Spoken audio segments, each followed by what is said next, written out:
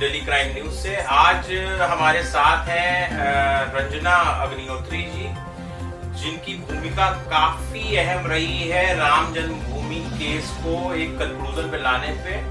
ये रामलला की chief council रही हैं और इन्होंने ही इस पक्ष को आगे रखा और आज इसको इस कंक्लूजन में पहुंचाया। इस बारे में हम उनसे बात करेंगे। रंजना जी, दिल्ली क्राइम न्यूज पे बहुत बहुत स्वागत है आपसे। रंजना जी, हम ये जानना चाहेंगे, एक स्नैपशॉट में आप बताएं कि आपकी जर्नी कैसी रही राम जन्मभूमि को लेकर। मेरी जर्नी, भगवान ने जो ड्यूटी मुझे असाइन करी थी उसको मैंने पूरी ईमानदारी से किया, तो मुझे लगता है मेरी जर्नी मार्वलस है। रंजना जी, ये बताएं कि आज हम कहते हैं कि आज क्योंकि एक कंक्लूजन हो गया, आज सुप्रीम कोर्ट ने भी उस पर मोहर लगा दिया हाई कोर्ट के बाद और फैसला आ गया और मंदिर का शिलान्यास भी हो गया, लेकिन क्या आपको लगता है कि जब आप लोगों ने ये कानूनी लड़ाई शुरू करी थी, क्या आपको लगता है कि उस समय आपको लगता था कि ये कहीं किसी कंक्लूजन पे पहुंचेगी? हमने जिस दिन से पावर फाइल किया उस दिन से लोग हमसे पूछते थे, 24 वर्ष हो गए, कि कभी मंदिर बनेगा, कभी मंदिर बनेगा। मेरा तो उत्तर यही होता था, मंदिर जरूर बनेगा, लेकिन कब बनेगा वो तो भगवान को ही पता है। और जजमेंट आया हाई कोर्ट का 30 सितंबर 2010 को, उसके बाद 9 नवंबर 2020 को सुप्रीम कोर्ट का जजमेंट आया। सारी बाधा अवरोध समाप्त हो चुकी है, अब मंदिर बनने में कोई शक संदेह नहीं है। रंजना जी, वो तो आपका काफी सहयोग रहा और काफी आपके प्रयास रहे जो सफल हुए, लेकिन आपको कहीं ये नहीं लगता कि जो भाजपा की सरकार 2014 में आई उसने कहीं ना कहीं चीजों को स्पीड अप किया और न्यायपालिका के सामने जो साक्ष्य थे और जो तर्क थे वो कहीं बहुत प्रभावशाली इस तरीके से रखे, और जो पिछली सरकारें थी उसमें इच्छा शक्ति की कमी रही इस चीज को आगे बढ़ाने में? देखिए, भाजपा की सरकार का एक महत्वपूर्ण भूमिका रही, क्योंकि जो ट्रांसलेशन का काम है, ट्रांसलिटरेशन का काम है और जो डॉक्यूमेंट्स की ट्रांसपोर्टेशन का काम है वो सरकार के सिर्फ कोई और नहीं कर सकता था। पुरानी सरकारों ने कोई ध्यान नहीं दिया, कागज जैसे कि तैसे पड़े रहते थे। जब योगी जी आए उन्होंने ट्रांसलेशन का काम बहुत तेजी से करवाया, सारे डॉक्यूमेंट्स पूरे हुए, CD बनी, पेन ड्राइव हुई और सारी पार्टीज को दी गई और कोर्ट में भी जमा हुई, जिसके कारण हम एक कंक्लूसिव स्टेज पर पहुंचे कि डे टू डे हियरिंग शुरू हो सके। अच्छा, ये बताएं कि आप मानती हैं कि कहीं न कहीं माननीय प्रधानमंत्री नरेंद्र मोदी जी हों, चाहे उत्तर प्रदेश सरकार के मुखिया योगी जी हों, इन दोनों ने कहीं न कहीं एक बहुत ही इम्पोर्टेंट रोल इसमें उनकी सरकारों ने निभाया है? देखिए, इसमें भी कोई संदेह नहीं है कि प्रधानमंत्री माननीय नरेंद्र मोदी जी के सशक्त नेतृत्व में जो भारत की स्थिति है वो पिछले कई वर्षों से 100 गुना बेहतर है, और योगी जी का जो नेतृत्व है वो भी कहीं से कमजोर नहीं है। क्योंकि आज देखिए, गुंडों पर लगाम लगी हुई है, माफिया पर लगाम लगी हुई है, प्रॉपर्टी जलाने वाले, भूखने वालों के ऊपर लगाम लगी हुई, उनसे वसूली हो रही है।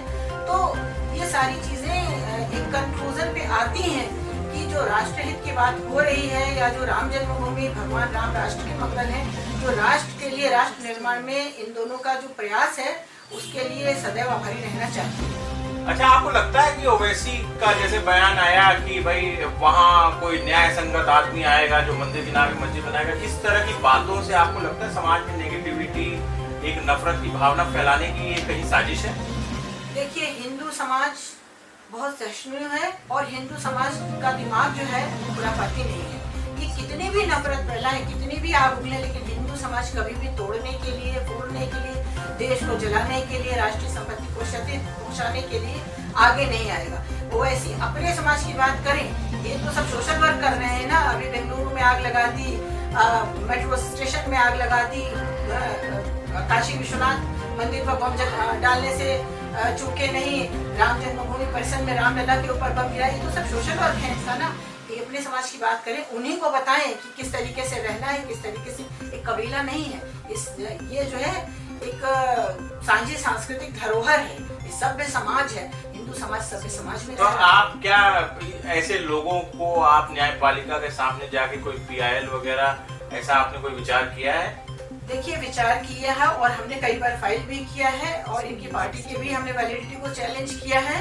और सबसे बड़ी बात यह है कि वक्त भी इनको आईना दिखा रहा है, वो वक्त भी आईना दिखाएगा इनको, और लीगल जो हम लोग सोर्सेस कर रहे हैं उसका परिणाम भी सामने आने वाला है। रंजना जी, आप क्योंकि इस मुद्दे के साथ शुरू से जुड़ी रही हैं और न्यायपालिका में आपने एक तरीके से पक्ष रखा है मंदिर बनाए जाने का, आप कहीं इस चीज को मानती हैं कि जो ये प्रोसेस रहा ये बड़ा लंबा हो गया और इतना लंबा इंतजार नहीं होना चाहिए था? देखिए, पहला सूट जो है 13 जनवरी सन 50 होता है। उसके पहले और पुराने इतिहास में नहीं जाना है। जो ये सूट रिप्रेजेंटेटिव कैपेसिटी में कंपाइल होके आए तो पहला 13 जनवरी सन 50 से 50 से 2020 तक लंबा समय 70 वर्ष का तो है ही है। लेकिन कोई बात नहीं, साक्ष्यों, प्रमाणों, तथ्यों, एविडेंसेस को न्याय की कसौटी पर कसा गया। माननीय उच्च न्यायालय ने 3 जजेस बैठे हुए थे, माननीय सुधीर अग्रवाल जी, माननीय डी.वी. शर्मा जी और एस.यू. खान साहब। उन्होंने इन सारी चीजों को न्याय की कसौटी पर कसने के बाद, मतलब आप ये कहना चाहती हैं कि चाहे समय लगा लेकिन न्याय हुआ? हाँ बिल्कुल न्याय हुआ। रंजन जी, एक चीज और बताएं कि अब क्योंकि मंदिर का शिलान्यास हो गया है, एक सीमित अवधि में मंदिर बनाया जाना है, क्या आप या आपसे जुड़ी हुई कोई संस्था इस चीज को भी देखेगी कि ये मंदिर का जो निर्माण कार्य है वो एक स्टिपुलेटेड मतलब एक सीमित समय में पूरा हो? उसके लिए सुप्रीम कोर्ट ने डायरेक्शन दिया है सेंट्रल गवर्नमेंट को, स्कीम फ्रेम की गई, उसके ट्रस्ट बना है। इन केस ट्रस्ट में अगर कोई भी कार्य ऐसा होता है जो मंदिर के नियमों को भंग करता हो तो हम जरूर इसलिए खड़े हैं क्योंकि हम धर्म के साथ खड़े हैं और ट्रस्ट में जो लोग बैठे हैं वो मनुष्य ही है। मनुष्य से यदि कोई गलती होती है उसकी रेक्टिफिकेशन के लिए हम खड़े हैं। हम न्यायालय के माध्यम से और हम पर्सनल व्यक्तिगत वार्ता के माध्यम से उसका विरोध करने का पूरा प्रयास करेंगे।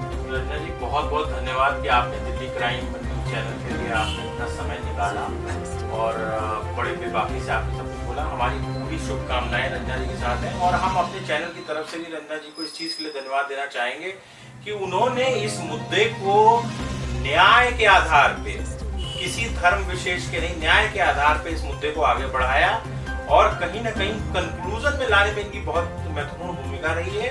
हम लोग रंजना जी से टच में रहेंगे, आगे भी अगर इस मामले में कोई बात होती है तो हम लोग जरूर अपने दर्शकों तक पहुंचाएंगे। आप सभी लोगों का हमसे जुड़ने के लिए बहुत बहुत धन्यवाद। मैं Amit Singh, bureau chief, Delhi crime. नमस्कार।